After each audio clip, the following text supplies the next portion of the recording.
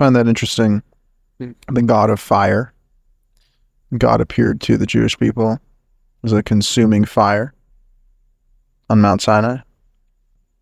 It's one of the many interesting things in the Torah for sure. To me, a lot more recently, because I've been reading other things other than just the 5 books. It has opened me up to the fact that you can know the 5 books of Moses pretty well with not reading it many times, and you can start applying it daily without necessarily being able to quote verses or know even the entirety of all the laws. Just follow what you know and use it as a reference point. It's like an anatomy book, you want to know about the body. But once you know about it, you can keep going back to that anatomy book to reference specific nuance. Yeah, and even just how the Torah applies on a daily basis. Once you have the basic principles locked down, like Shabbat, like kosher, like the moral principles of justice, it becomes second nature, and it's part of your schedule. It's part of your personality and your worldview. And you really start to live out the Torah as it says when you are sitting in your home and when you're walking on the way and when you lie down, when you get up. It's a constant. And it's not so much about reading the book rather than living and doing. Yeah. Well, you and I have taken steps away from the rabbinic culture, even though we have to present ourselves as rabbis because there's simply no other label for it. Right. But the difference in ideology is that we are more focused on the doing instead of the learning. And from the rabbinic thought, it was structured in such a way that it's like the chicken before the egg thing. Right. But in reality, it's not really. Of course, you have to do enough learning to know what you're talking about. And I liked it. You mentioned so many practical ways that it's useful to your life, even coming back to like, where does gender come from? This is one of the things I've been obviously ruminating on for a long time. I know it well. You have the scientific XXXY chromosome, but you also just have the Bible tell you what is man, the species of both male and female, their purpose in order to be fruitful and multiply, to fill the earth and subdue it, to the purpose of the man being to work and to guard the garden, and you have the woman as being a helpmate unto him. I think that it gives us such clear roles. Particularly, we had a conversation yesterday with a young woman where she was kind of like, well, like, you're working all day. Like, what about me? If I'm not in the workforce, am I not fulfilling what it means to be part of mankind? And it's like, well, no, you should be a mother and you should try to have children if you can. And there's plenty of work in that, I can tell you, but I'm fulfilling what I can do as a male just by showing up to work. But also, again, that is so that I can build a family and so that I can provide for them, so that I can protect them. Well, I thought that was an interesting thing that I told her as well, is that all of this nonsensical delusion about men and women pursuing the same end goal in a career and all of these things is only existing in a situation where people are taking active measures to mitigate the consequences of men and women being together, which is when men and women have sex, they have babies. And when they have babies, they don't stop having babies just because, that's how nature works. And so what if we were actually in line with nature? Then it would be impossible for people to waste years of their lives in school or pursuing all of these things. They'd have active responsibilities that they have to engage with. And it would be impossible to be living this lie. Well, it is a lie. It leaves people very lonely and it breaks up the family unit. Bringing it back to the story of Adam and Eve in the garden, God tells mankind, be fruitful and multiply, fill the earth and subdue it. Then the earth is for our taking, but the focus is to multiply and have children. if we're not doing that, we're not fulfilling our role as man, the species of man, both male and female. That's obviously going to undermine existence from the standpoint of God. Like, we're not fulfilling how God cut it out for us. Of course, it's going to have drawbacks. I think it's going to be very negative, and it is negative. If you focus around the family unit, then you have fathers who are providing and are obviously protecting, and women who are not only birthing the next generation, but teaching and nurturing them and feeding them. I mean, how could we want to break that up, to remove that for parents? Like, nowadays, there's such high levels of divorce, and the means to get married is on a foundation of divorce.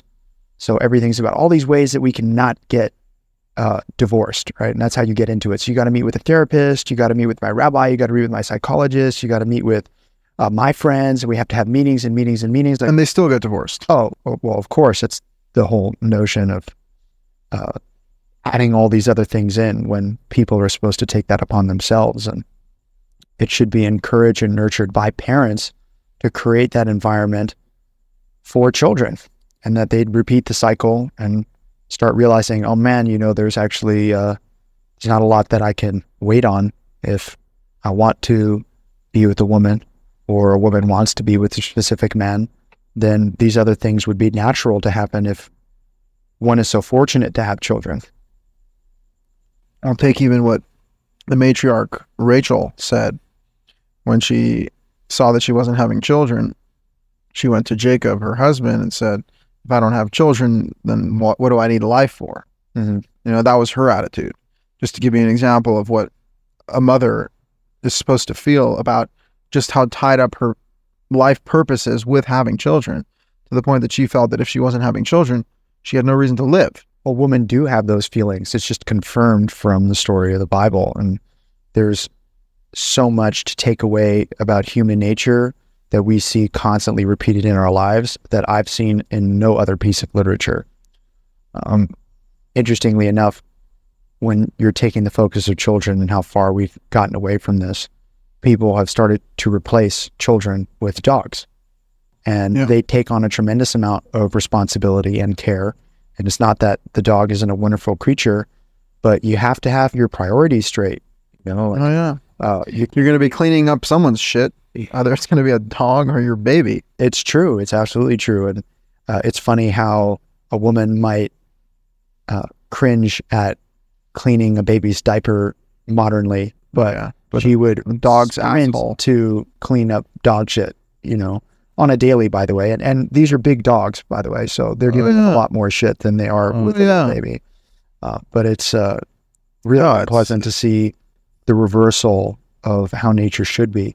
I mean, we've been here in history many times. It's funny to even think about the traditional teachings in Judaism where they talk about dogs and how they were in Egypt, and I mean, even beyond traditional historical references to how they put that on a pedestal. And how there is a mention the sheep, Yosef, exactly, and how they were like meat eaters, so they wouldn't even touch animals under the assumption that there was worshiping going on. There was too elevated of a creature to eat. So now we're kind of going back to everybody's becoming vegan when there's simply no health benefits to that. By the way, as a health professional, all that I've seen in people becoming vegan is low amounts of protein, which is bad for your skins and your bones and your longevity of your health and your hair and all sorts of other things. And then you're combining that with high levels of fat because you can't get enough proteins. So very high in calories, making people higher in obesity and in fat content and many other negative Doesn't aspects. it come back to people thinking that they know better than God? Whereas in the Genesis story, you can explicitly trace where God allows man to eat animals. After the flood, he tells Noah, you can eat animals, right?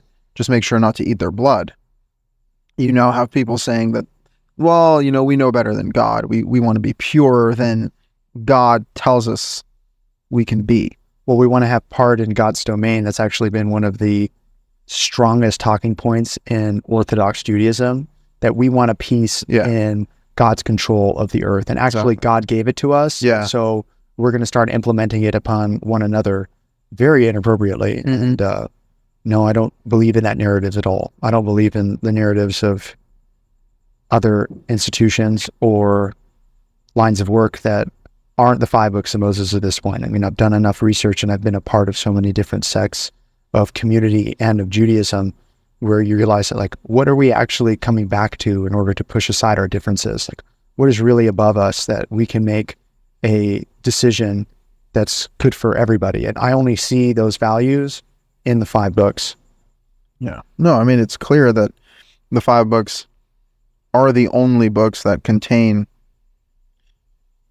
pure and perfect revelation that is practical and spiritual and mystical and is what's needed in a world where morality is what matters and our actions are what matter and our humanity Morality is gone.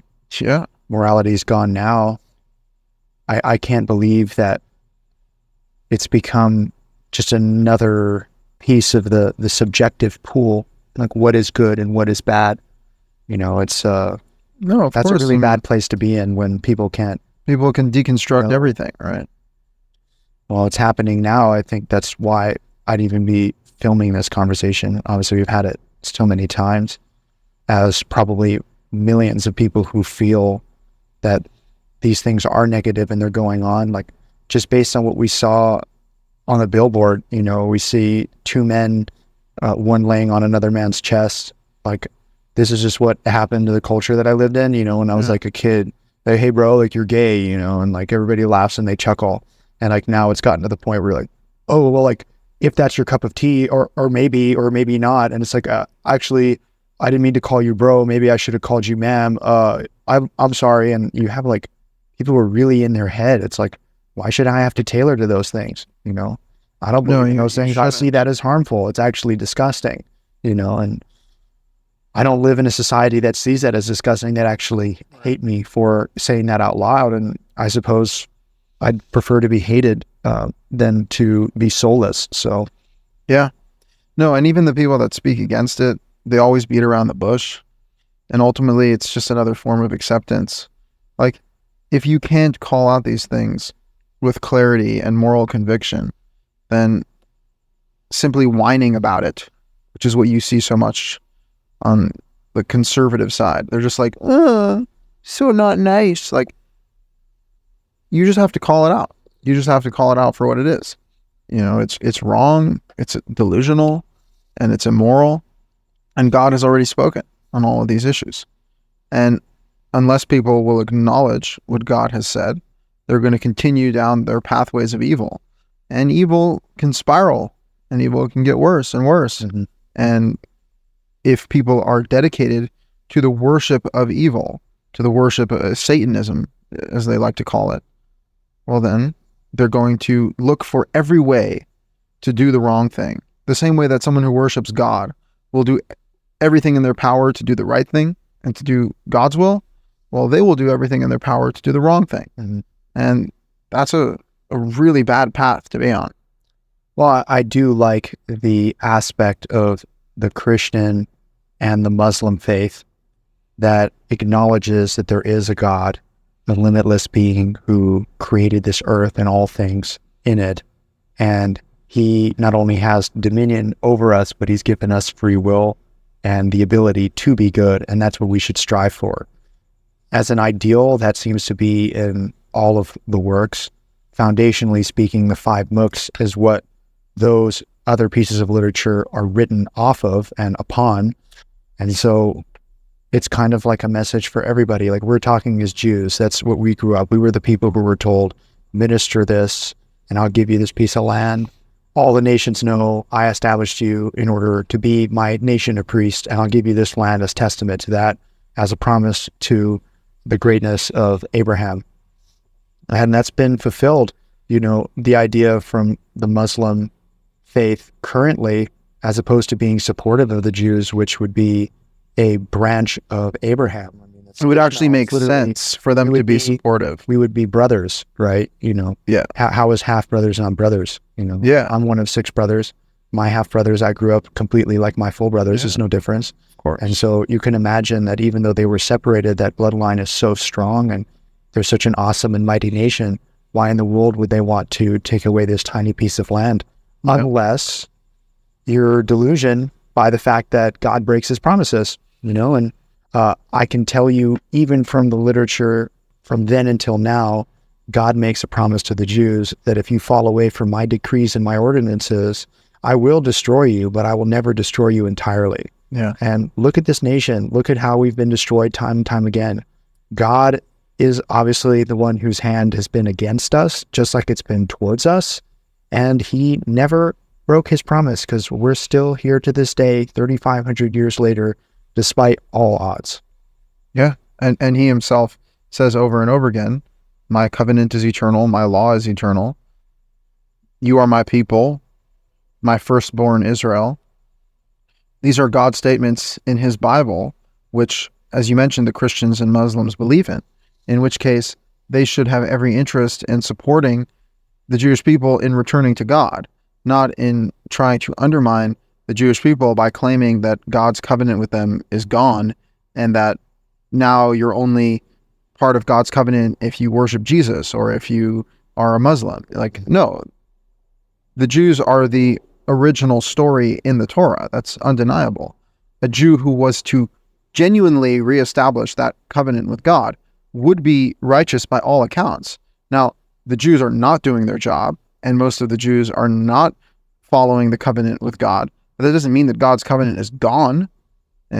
Well, no, the Jews themselves should invest in bringing themselves back there. Like, they ask for all the supports of so many other nations when they do such a bad job of representing themselves. Exactly. And they wonder where all of this mistreatment and malpractice comes from. Like, yeah, if you guys aren't going to follow God's testament, then, I mean, you guys talk a lot of shit, to not be following the only reason you exist. Yeah, I mean, it's pathetic when the Jews can't stop complaining about, oh, don't be anti-Semitic, don't do this, don't do that. When, like, check yourself. What have the Jews been doing for all of history? Have they really been following God? Have they really been doing the right thing? The answer is yes, in many ways, and many people over thousands of years, but as a whole, no. And that's evident from the history in the Tanakh and the Old Testament. It's evident from documented Jewish history throughout time. The Jews have not succeeded in returning to God. And if we would succeed in returning to God, then God would fulfill his promise of returning us to him. Well, he always does. He's never broken it. He's not like us. We're human beings. We're flesh. We sin. We make mistakes. God is so beyond our capacity. That's why I really do dislike from the Christian faith that they start going against the 10 Commandments in structure by calling Jesus God, and by saying that getting rid of man, God. He is really our God, and it was him who made everything that we're around since the beginning of time, and unfortunately he died for our sins, so we don't have any accountability anymore. Yeah. And that's a disgrace from the perspective of the 10 Commandments, because I am the God who took you out of the land of Egypt from the house of slavery. And if you were, as a Christian, to accept Christ as your prophet, just like the Jews accepted Moses as their prophet, we don't go around calling Moses God. To us, we simply can't even fathom the perfection of that human being from the standpoint of the literature. He's just the highest form of hero, of legend. And not God. Can do the same thing. I mean, they can do the same thing. Yeah, of course, not God, but they're in a position to be able to say, yeah, Christ was our prophet. He taught us how to act correctly, and we wanted to abolish sinful practices in the world, so much so that the country of the U.S. was built off of that foundation. I mean, what even is a Thanksgiving? Who are we thanking? And the laws are so tactical from the 5 books in terms of don't do this, don't do that. But from the New Testament, it's not a book of do's and don'ts. It's a lot of nice and lyrical poetry, perhaps, But a lot of the time it goes against the 5 books. So as a Jew, I have to... You have to be discerning when you see all this information. And the problem with people saying that the whole Bible, all the way from Genesis, all the way through the entire New Testament, for people to say that all of that is the direct word of God, well, they're going to be dealing with blatant contradictions. Yeah. How could God say, do not add or subtract these commandments, but then also say that the law is gone? I mean, I already say that to the Tanakh even, I agree. Being very holy writings and very miraculous literature. And informative history too. Very informative history. And I would say it's what actually paves the path for history, because there was no older writings than that, certainly not ones that were maintained. Yep. And I'm impressed, but I wouldn't quote something from Isaiah and say that it's the word of the living God. Well, no, I wouldn't even quote something from Isaiah and wake up every day waiting for that prophecy to happen. Right. Not at all. I would say that's very harmful. You should probably not do that. And kind of go back to more like, why did God even give us all this literature? He gave it to us in order for us to start living better, in order for us to start living as close to Eden since we've been kicked out. And it can be achieved, when people are sharing and they're caring and they're treating one another like themselves, which is only a reference from the 5 books. Yep. When you have people who are not killing and stealing, and they're not committing adultery, they're not even coveting, they don't want what's yours. Like, we're talking such base level 5 books of Moses stuff. If you're living in a group of people who are acting like that, you're living in an elevated society. Instantly. And I mean, that's the life I'm living currently. It's not always reciprocated, and I myself am not perfect to any degree. I think I do a tremendous amount of failure, but I can always go back. And when I make a mistake, I go, how can I be better? What can I do next time? And I'm conscious of it. You have to be conscious of what you're doing day to day. This life, and particularly right now, it's very hard, just to make a living. Like here in Los Angeles, it's insane. The amount of struggling people, it's heartbreaking. And like, why shouldn't they be allowed to have family? Why shouldn't they be allowed to, put food on their table or have additional blessings? They can and they should. I mean, there's so many satanic institutions. I mean, even look at who people want to be president. They want Kamala Harris to be president. She's literally a depiction of Satan.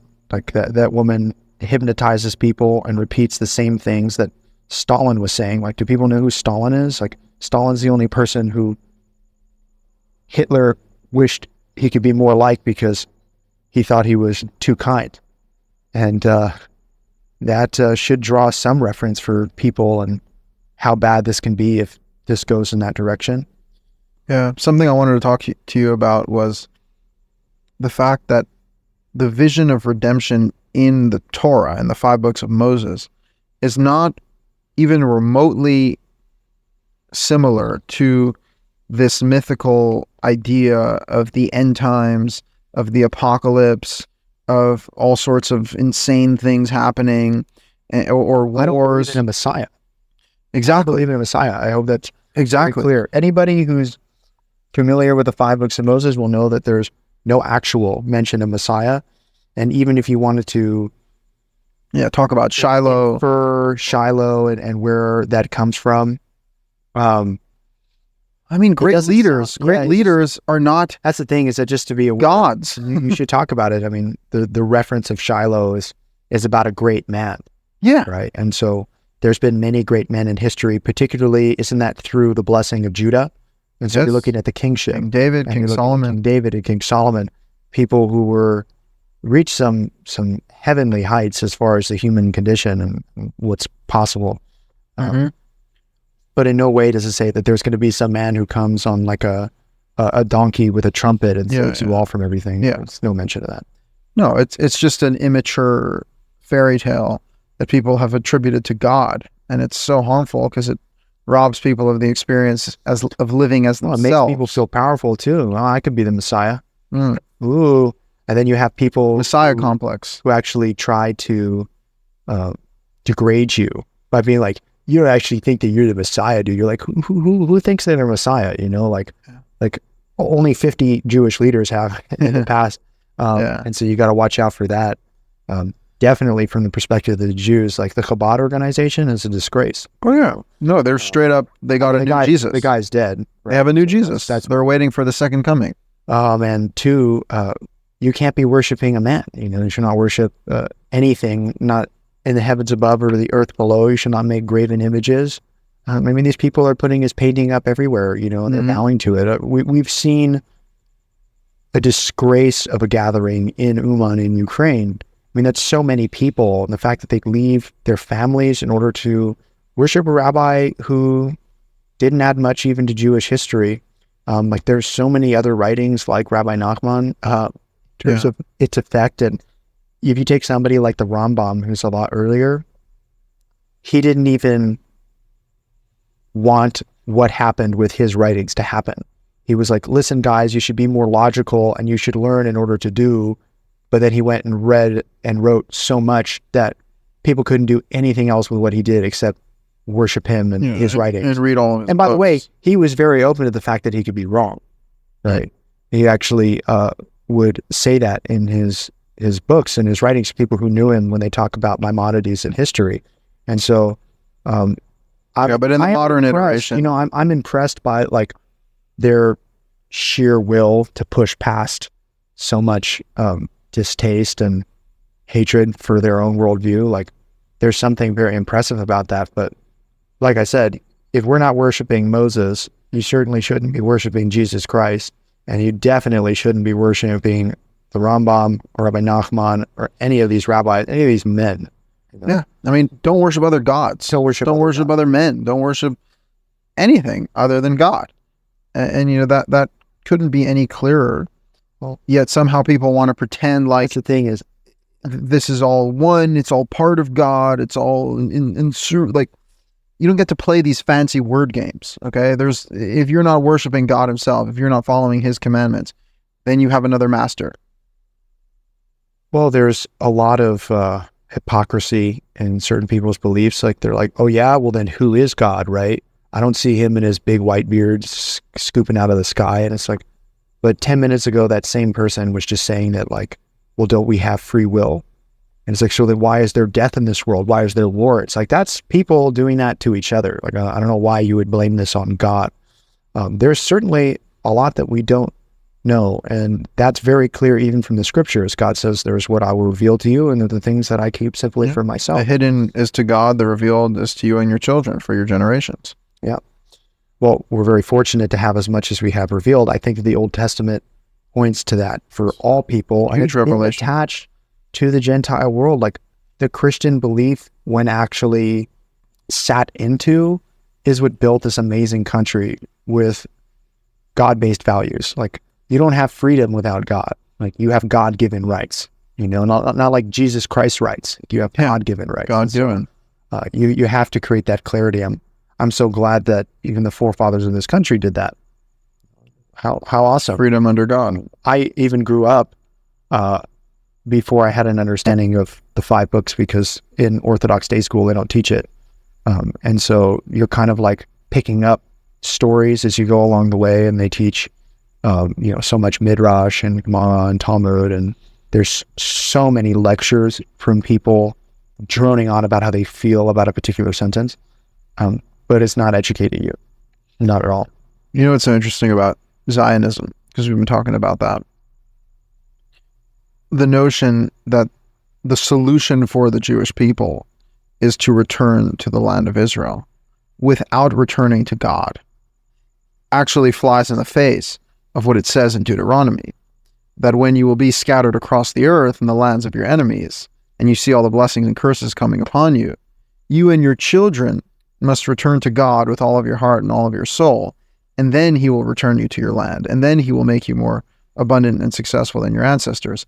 But it's contingent on our return to God, not on our return to the land, right? And so what you have currently with modern Israel is a worship of the land. It's a piece of earth, right? And people are like, it's a very holy no, it's a very holy land, but that's not where the redemption comes from. The redemption comes from God. The return needs to be to God. And then we can return to the land. And then we can talk about the blessings that come after that. Well, that's a pretty clear step. I think that you're trying to educate fellow Jews and people who are unaware what it means to be a Jew, anybody of any faith in that regard, because you do religious counseling. Literally anybody can call you and you would just teach them the tactical laws, if you're open to learning some of those things, you have, if not the greatest current program that one could be on. So, well, thank you. Yeah. And I think it is knowledge that's lacking. And what's funny is people kind of scoff because like, oh yeah, we all know the Bible. It's like, but do you? But you don't. Unfortunately, the Jewish do you know the people don't Torah? know the Bible. They don't know it. They don't know the Torah. I guess you could say, for simplicity's sake, the 5 books of Moses. We have to keep saying this over and over again because when you say the Bible, Keep saying it. people say, so the Tanakh, and then you pick out this big fat book like this. It's like, no, the 5 Well, books actually, of Moses, the Bible 5 books includes the Tanakh, the Old Testament, and the New Testament. That word, the Bible. So, at the end of the day, it gets. you just gotta go for the 5 books of Moses and keep repeating that. And look, if you want to read the literature after, I've read the literature, you've read the literature, but with a foundation, you can do anything, and you should learn as much in life as possible. It's not to just limit you to one book your entire life. I myself have to pause in order to read other things because I already know it. I can feel comfortable with that. Even if I can't quote a specific line and tell you where it is, I could absolutely grab the book and I could point it to you and I could show it to you. That makes me learn it. But you know the difference between divine revelation and history. Oh, absolutely. And God's word and man's word and good ideas and bad ideas. Like, these are distinctions that people can't make. To them, the Talmud is just as holy as God's revelation in the 5 books of Moses. It's insane. Well, there's a hierarchy of the laws in the 5 books, which is really important to understand too. Like, just for all Jews, for certain, and then I would say for all of mankind, you got the 10 Commandments. Okay, I know they have these 7 Noahide laws, but ultimately it's the 10 Commandments. How many Jews keep rabbinic kosher but don't keep Shabbat? At least 80%. It's insane. And so this comes back to how do the Jewish people return to God? They have to start following His commandments, His decrees, His ordinances, and it's really unpleasant because you have so many people who want a say in how we're supposed to lead and how, it doesn't actually matter. But you don't keep the Shabbat, you don't keep the Shabbat as a Jew, you're completely unobservant. If there was a nation that you so much wanted to be together, then we'd be following all these laws and we'd be holy and we'd have God present just like you wanted. Well, then somebody like you would be stoned. And people don't understand the severity of that. And it's not something that you can go around and tell or actually have that in your heart. You definitely shouldn't have that in your heart, not now, because we don't have people who are even moving towards God. We don't have people who follow the laws, much less know the laws. So, talking about the sentences that are extreme from the Bible, we're nowhere near, unfortunately. I'm certain we can be towards it at one time. I mean, even look at how America deals with the prison system. You deal a little bit of weed and you're in prison for 16 years, but you're a murderer, you're also in prison for the same period of time. And my tax-paying dollar is going to go to that murderer and feeding him and making sure that he's all, by the way, comfy and nice. A complete denial of biblical law that murderers should be put to death. Oh, yeah. Instantly. I absolutely believe the biblical law should be applied very broadly, Definitely amongst the Jewish people. Definitely amongst the Jewish people. And those laws are being practiced broadly. America obviously used the Bible. Somebody like Abraham Lincoln was very learned and God-fearing man. People even like George Washington and Benjamin Franklin, brilliant minds. How did we step so far away from it? All the people talking on platforms and speaking for God and the mysticism and everything that exists are such bad representatives. It's insane. I mean, people like Jordan Peterson are awesome, because he's so learned and he applies it every day. And that takes a lot of strength. There's so few people who are actually going to help us get to where we want to. He's obviously on the side of goodness and of life. Yeah, and I've seen him become more convicted over the years. And ultimately, it's just the recognition that it always comes back to the Bible. And he always focuses on the Old Testament and on the Genesis stories and on the Exodus stories and the development of humanity, the development of a nation, the development of character that comes through experiencing life in relationship to God. It's unparalleled to any other framework.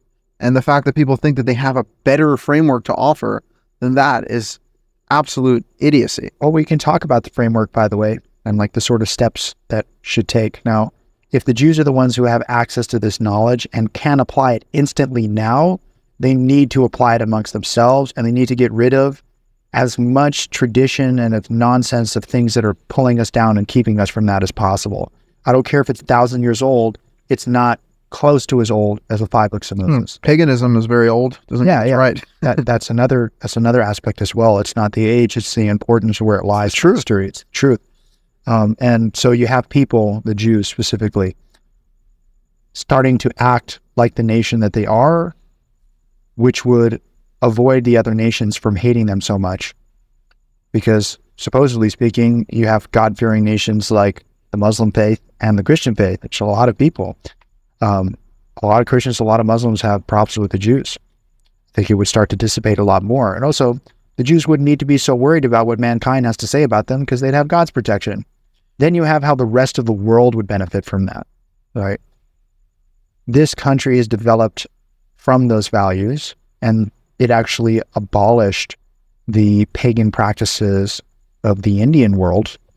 So I don't see how having a better frame of reference for what holiness is and what the laws are wouldn't help other countries from continuing their brilliant conquest, by the way. It was brilliant and it was awesome, and I'm living in that country freely with God-given rights. You know, I'm exercising my free speech, and I feel I have rights given to me. And I'm so glad that this country was in support of that, so much so that it still exists to this day, many years later. And it will ultimately unify people. And by the way, it'll affect the economy. You know, the economy will be flourishing. People will have in plenty. Nobody will be starving. Everybody will be fair in their trades. Like this whole idea of like crooked scales, like that comes from the Old Testament, you know, like I'm not have crooked scales, don't have uneven weights. No, I mean, even amongst, this has obviously been attacked tremendously from the Jewish perspective, but that we don't charge each other interest, right? Now, the same way that we wouldn't charge each other interest, we also wouldn't put somebody who's not a Jew in our land under our laws to death for not keeping Shabbat, right? So, like, you know, you pick and you choose the intensity of what's so good, but obviously the Jewish people have been very good with money, and they've been in the banks, and they've been in the literary halls for as long as they've been around, and we should utilize that. Why not? I love to utilize all the awesome things that other cultures bring into the picture. A good line I thought make it cultural recently is, don't be ashamed of your blessings. You know, like Definitely. This culture tries to shame you for your blessings, for your privileges. What a joke. God gifts you the things that he gives you. Why is it something you should be ashamed of, right? It even goes into the 10th commandment. Do not covet things that you don't have, you know. Of course, yeah. They're all about the shame business. It's all about shame. What you do have, you should be ashamed for. What you don't have, you should be ashamed for. And again, it just degrades people and makes them shameful of their whole existence. Like they just can't be themselves. They can't speak their mind. They can't be honest, and they can't have relationships, and they can't be successful. And that's what's happening. People don't believe that they can have relationships. They don't believe they can have children. They don't believe that they can make a living. And it's scary. It's sad. Yeah. Well, I do like the idea, and I think it's nice to clarify, just even amongst ourselves, that like, as somebody who's Jewish and is talking about this, and probably on a global scale, this is considered like very hush, like, oh, you can't say that, you can't do this, like, who do you think you are? Like, just to be clear, real Jews do not have a sense of elitism. They're simply aware of their task. And so if one were a lawyer, they better be a good lawyer. And you better know that if you're a bad lawyer and you're an unjust one, then you're going to condemn somebody to a life sentence in prison. Like, you know, there's a lot of severity there. So like, you have to be a very good lawyer if you were born one, right? You have to be a very good Jew if you're born one. And for the rest of the world, learn from each other. Try and be the best person that you can. Like, if I wasn't born Jewish, I don't need to be Jewish, you know? And I would look around and I'd see, oh my gosh, the Christian faith, it takes everything that the Old Testament has, and I can follow all these laws, but I don't necessarily have to like slaughter animals in a temple and minister as a priest, you know, on a daily basis. And it's like, well, if you don't want that path, you don't have to have it. Actually, broadly speaking, we take up such a small minority of the population that we've been able to maintain what we're doing without bothering anybody. You know, like how did we turn into a nation of devastation and death and killing? Like we just heard from Dan Blazarian on a podcast today. He actually tied 9/11 to the Jews. JFK murder, everything. But particularly terrorist attacks from Palestinian terrorists is going to be Al Qaeda, you know. That's the Jews. Like, yeah, of course, no, it's just nonsense. You know, people are able to say anything. Yeah, and he's being lauded for being why would you want to do bold and brave for pointing out the real truth? You know, it's like shut the fuck up. Yeah, seriously.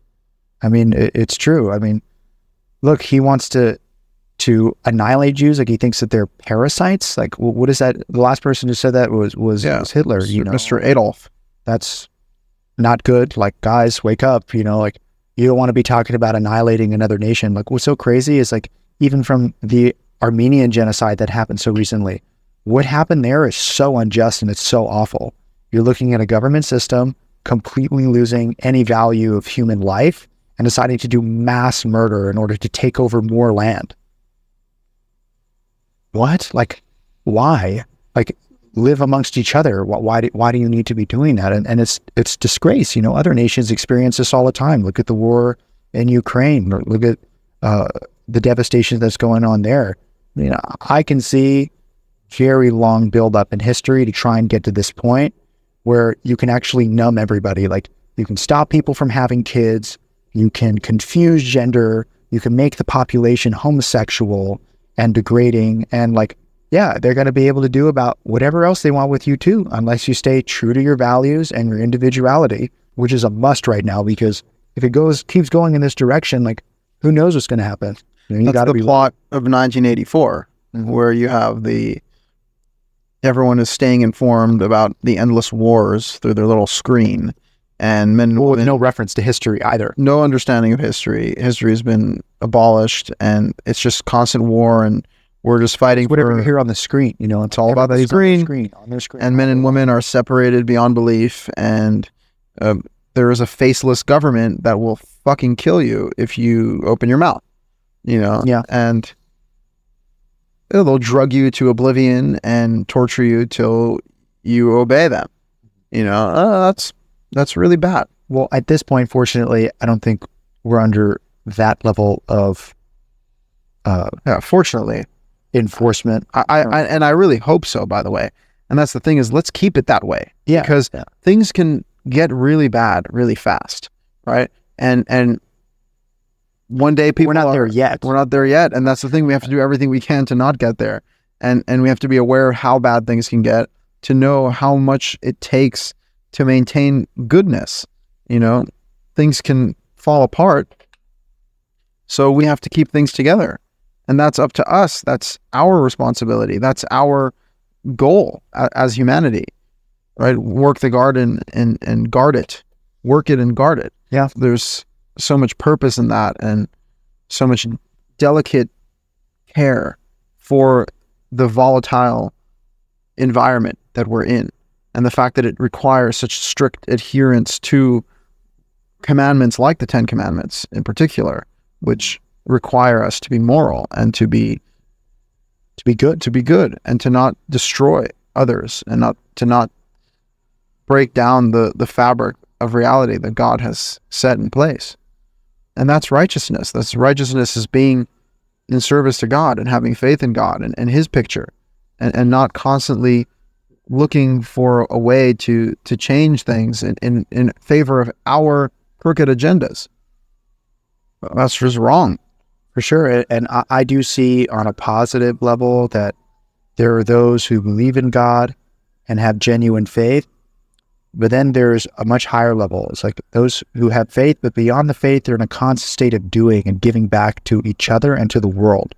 That needs to be the focus of mankind. And giving back to the world is not monetary. It's not technological either. It's as simple as being fruitful and multiplying. And that would be like, oh, is that all that this earth is about? It's like, no, that's not all that's about. What happened to fill the earth and subdue it?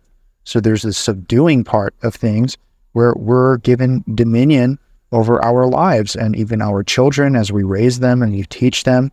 A lot of people do that in a negative way, but there is a positive way to do it. I love that the fifth commandment is honor your father and your mother, because it really has people, well, it gives people the ability to acknowledge who they are and to also raise their parents up as well. Because you could have such miserable and terrible parents and who've wronged you so deeply. But if you were to look back at, God is the one who put me here and he gave me this set of parents. So what am I supposed to do about it? And you can go have a life. You can even separate yourself from abusive and terrible people. But if you had the opportunity to hold your tongue and not say something rude, it means so much in the eyes of God, as actually where he gives a mention that you're going to have longevity to your life. And that's so comforting to me. Oh, it's amazing. I mean, just internalizing the fifth commandment of honor your father and mother has changed my life, to humble me to such an extent, to be aware of where I come from and who raised me. And God is just, he's pointing you back, like go back home, see where you come from, see where he put you, see the people that birthed you, and you'll learn so much from that. And how dare you disrespect the structure that God created, the home that he put you in, the parents that he gave you to. It's who you are, it's where you come from, it's your name, it's your blood, like it's just a wake-up call to be a better human being and not to just follow your fleeting emotions and your whimsical desires. Yeah. Desires of the heart. I think you're wear your tzitzit to protect yourself from. I think. Yeah. Remember God's commandments. Remember God's commandments. Yeah. Remember God's commandments. I mean, we're talking about them now, and we're trying to paint a picture of the benefits and how beautiful these things are. Like even a simple one, simple in concept, not so easy necessarily to keep. Not that any of these things are easy to keep. Actually, I would say they're very hard, giving you a much better opportunity to exercise your free will is do not covet. Don't want what other people have. And like now we exist on the technological plane where everybody gets to look into somebody else's life and they wish that they were this person and their physical beauty and their house and their fancy cars, and that actually they're going to yell at you and saying, man, you just wish you were me. Continue to wish that you were me. And also, if you weren't such a loser bitch, maybe you'd actually be me, and it's like, how did this become the culture? It's like, it's all based off of coveting, it's like, look at my hot ass wife, like, how about don't look at your hot ass wife, that would be the response if people had the laws to kind of correct their own behavior, but the laws are all out the window. They're out for the Jews, they're out for the Christians, they're out for the Muslims. And honestly, in all fairness to even the Muslim practice, a lot of them are still in, and I like the things that are in. Like, I really like what the Muslims do with modesty, certainly as a concept. Like, there's a woman and she is designated for one man, and we don't present her to the whole world, and her beauty is specifically for him. And if she were to wear a hijab in order to stop other people from looking upon her, it would be good. It would be ultimately good. Way better than certainly way better culture than crop tops and booty shorts. First of all, let's not. It's so harmful and hurtful. Like, you do understand that you're not only dressing that way yourself, but you're also dressing your young children like that. Like, how did any of this become acceptable? No, it's horrific. It's also cold outside. Like, people have somehow complaining about sickness, and then they're also like, yeah, but I need to dress like a slut. I mean, that's why, hoes don't get cold. We all know the phrase. But they do get cold and they get sick, and it's a pretty depraved life. Like being a heroin addict's not so luxury. No, not at all. And again, it's this false idea that these things are even attractive or that these things are even positive in any which way. They're just not. They do not benefit your life in any way. They do not benefit your relationships. They do not benefit your marriage. They definitely destroy your children. And these are things are being glorified. They're being glorified, and we're being told that we're supposed to respect these decisions. And hell no. Ultimately, right now, if you can use your voice to show that you care about values that everybody has let go of, then you might inspire people, and you are actively being the antidote on a day-to-day basis. I get a lot of pushback on like, well, what is the right way to live, right? Is there even a right way? So, well, there is, right? I think it's very simple. We've been given it quite divinely. Like, it existed before the 5 books of Moses were written. That's why we believe in great men like Abraham, Isaac, Jacob, and like Moses, people who lived by these laws without having them in a book. So there is an objective reality. And unfortunately, our actions are so important on a day-to-day basis that a single action could just change the entire course of your life. Like, I like the idea that the angel of death sits on every action, and it's true, like, God forbid somebody were to get to the point that they would murder, but there's plenty of murderers out there, like, how do you think that life is paving out? We just saw The Lord of the Rings, and you look at this character of Smeagol, who was a hobbit, and the second that he murdered his friend in order to have the ring of power, the ring of power, he's in a constant state of misery and shame of his action, right? So much so he can't think or do anything else other than remember that and look at the ring, and remember that and look at the ring, until one day, I don't know how many years later, 100 years, 200 years, whatever the timeline is, to wake up as Gollum, not remembering bread or his humanity or absolutely nothing. Yeah. That is the outcome of a murderer, like, hey guys, don't murder, don't steal, don't covet, don't commit adultery. These things are not light.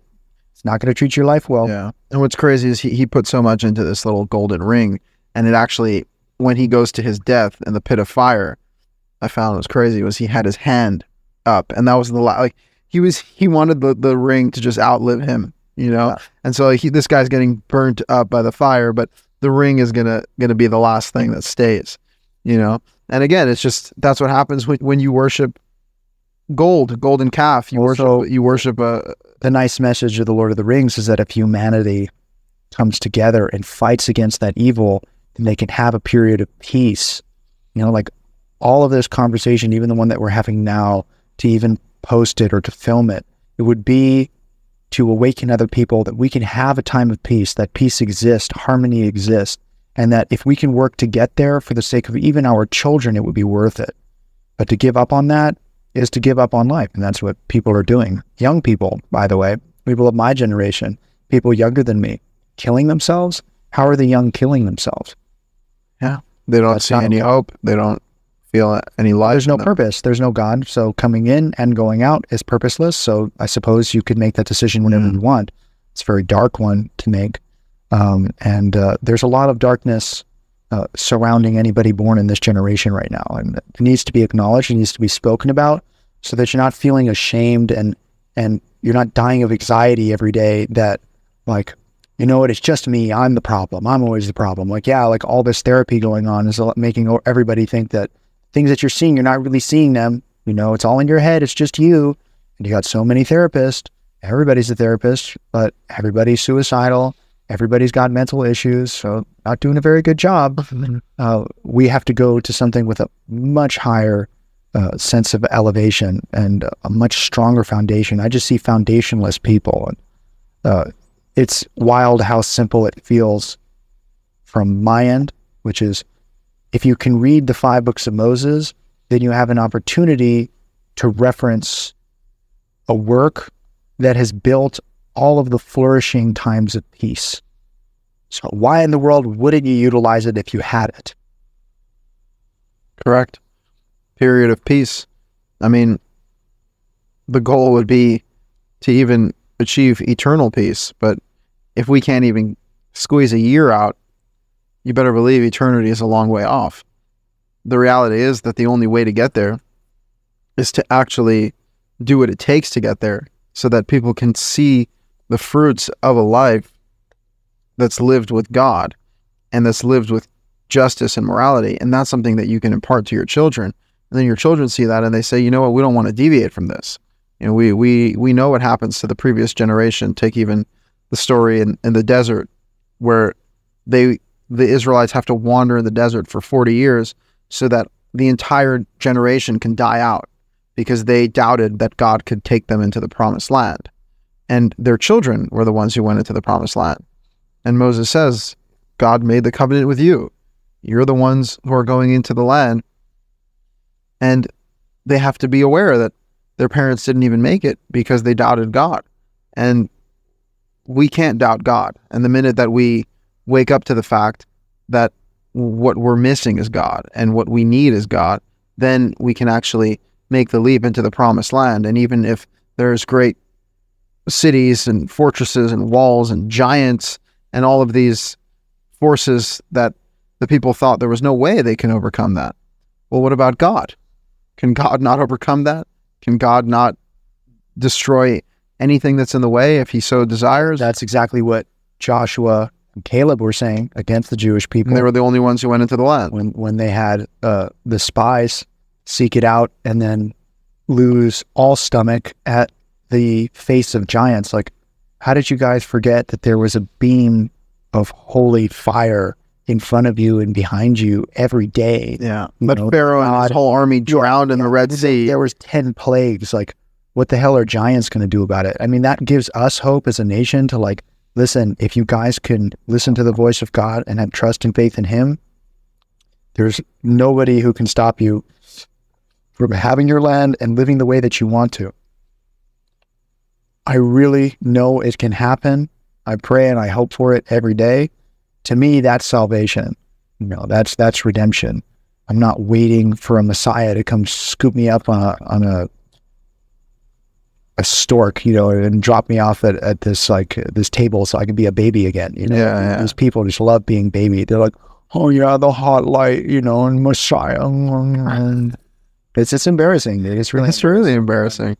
It has no practicality to this life. Like, if we don't have a period of peace in our time, then you're going to have to work very, very hard in order to maintain it. And who knows if we're even deserving of it, you know?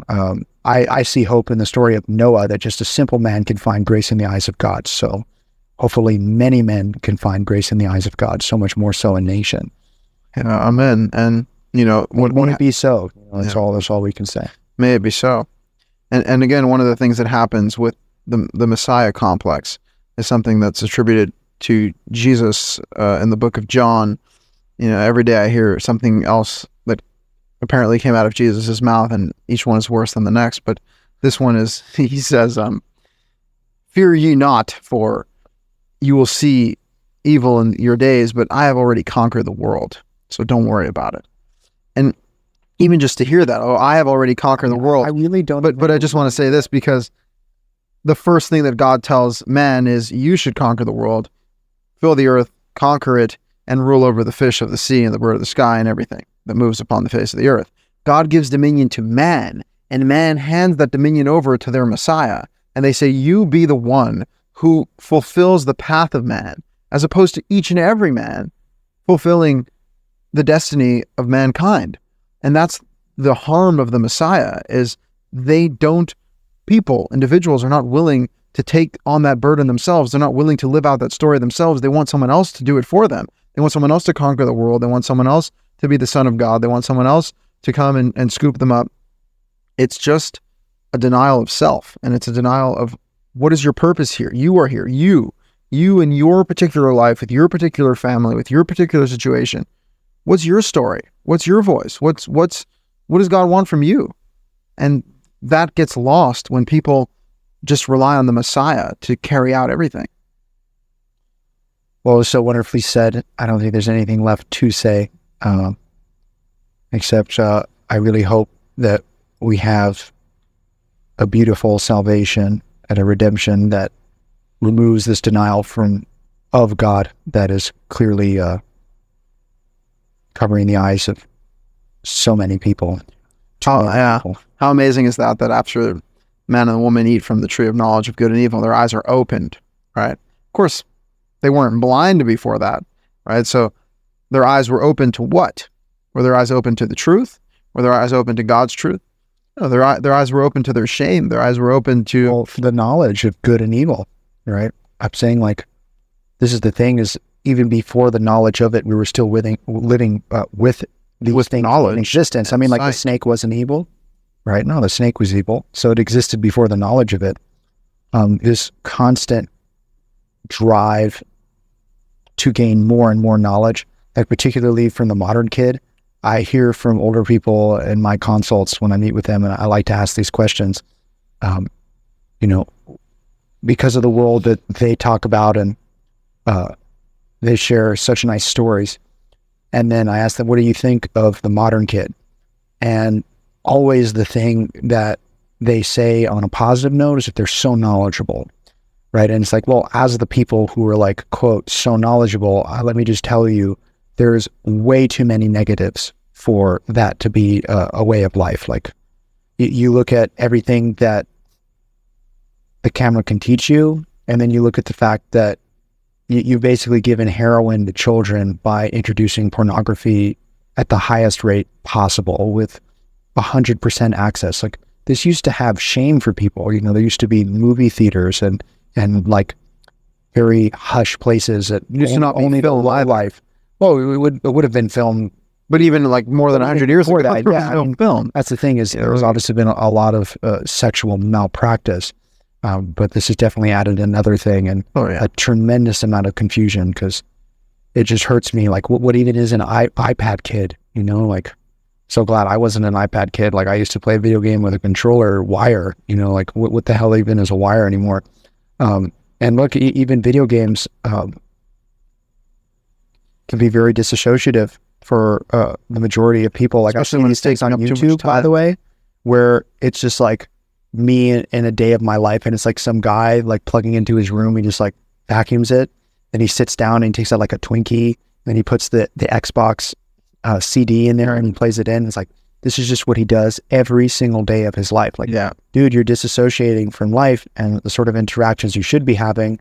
I don't know, like, you playing Call of Duty with 4,000 other online players, like, really isn't a big contribution in society. And you're missing out on the greatest gift of life itself, which is living. You're just not. I mean, the God we worship, Yahweh, Jehovah, the God of the present, God is here. If God is present, you can't be living life through a screen. You're definitely not going to escape him. So despite you not acknowledging him or putting all your efforts against him, historically speaking, it's never worked out right. Like, can we believe that mankind's instant response after being given another chance after Noah was to build the Tower of Babel? And then what did God do then? Oh, this is your response? Well, I'm confusing your languages and I'm separating you guys. Like, well, we could have been living where we didn't have all these language barriers. Like, I would love that, and that's the whole point, is we're given repeatedly such huge opportunities for blessing, and we just squander the opportunity time and time again, whether it's the Garden of Eden, whether it's the Tower of Babel, which could have been the Tower of humanity, but more importantly, they were focused on the tower. Why are you building a freaking tower to the sky? You live your life. There's no, that's not what, even the way God says it. He says, they're all one language, one people, and this is what they do. And that's what it says in Genesis. This is what they do. And that's obviously, that's exactly the response, is like, look at the gifts that people are given, the opportunity that we're given, and this is what we do. This is the path that we choose. Well, there's certainly a lot of free will going around, so I would encourage people to exercise their free will in the much harder route, the much greater testament of will to do the right thing. And you should learn the laws in order to differentiate between what is right and what is wrong. And it's something that's short enough that God asked not only an entire nation of, but now the entire world has access to. Yeah. I mean, the Bible is the most accessible book. And, I was talking to a guy, he's like, yeah, I'm reading the Bible. I'm reading the New Testament. It's like, hey, man, you got to start from the beginning. All right. You watch the cheap sequel before you read the original text. You have to start from the beginning. Take the Bible, flip it over to the beginning and start it and just read the words. Well, that's about what we're asking of people. I don't think it's such an absurd ask if it can create so much harmony and unity. And the alternative is continuing to let things get worse. And they will continue to until people take up the task and the mantle. So may it be so that we all feel strengthened and invigorated to do the right thing. Yeah. And, at some point we just have to give up the control, and we have to give up our old ideas. Let the ideas die so that you can live on. People are so attached to their bad ideas that they feel that if they give it up, then they've given up their identity. It's like, no, your identity is far greater than the stupid ideas that you have in your head. So enjoy the process of being a human being, where you can change your mind, and you can change your ways, you can change your lifestyle, and that's a good thing. That's not something you have to be ashamed of. It's not something you have to live with regret. Live with excitement and curiosity to what the next step is. And there's the psalm says, who can ascend on the mountain of God? He who has clean palms, the palms of his hand are clean, and he has a pure heart, a clear heart. That's someone who could ascend on the mountain of God. And so that requires a lot, and that's the mountain that we should be trying to ascend. That's the journey that we should be on, the mountain of God, not the mountain of all the other alternatives that people seem to come up with. Well, I wouldn't even say it's a mountain. Like, you're going to be in the deepest, darkest pit of hell, living out suffering each and every day of your life. That's actually the alternative. So, yeah, if you're not going up, you're going down. Pick your path. Yep. But I hope you choose wisely. Well, Shirley, this was a fantastic cigar, and it's looking like it's about time. The embers. That's right. Well, as usual, such a pleasure sitting and talking with you. As usual, we'll have many more conversations, and hopefully this affects people in a positive way and paints a picture of history and Jews and morals and laws, and that it's accessible for everybody, and that we can all be unified and live and work towards a time of peace. Amen. And that is the goal. And sometimes to get to peace, you have to hash out some difficult details. But if we all come at it with good faith and with openness and humility before God, then we can actually arrive there. And it's not about anyone's particular ego or belief. It's just about what is the truth and what does God want from us. Taking action. You got to take action. Those bad habits that you don't like, you're going to have to make an immediate stop to it if you want your life to change. There's way too many addictions going around. People have access to things that they haven't had to this excess before. I mean, you're looking at the horrible levels of alcoholism and opioid use and mental illness. I mean, it's just so devastating to live in a world where people would be questioning their own gender to the point that they would mutilate themselves beyond repair and shorten the length of their life. Tremendous. Heartbreaking. It's just heartbreaking. It's heartbreaking. That's the thing, is there's so much room for compassion, and compassion does not exist independent of judgment. In other words, through judgment, you can actually come to have real compassion for people. And just because you're compassionate for them doesn't mean that you let them go ahead and do whatever they want. Mm-hmm. If you're really compassionate for people, then you would encourage them to do the right thing and not just tell them that everything that they think and feel is right. Isn't it Abraham who leads his house with judgment and justice?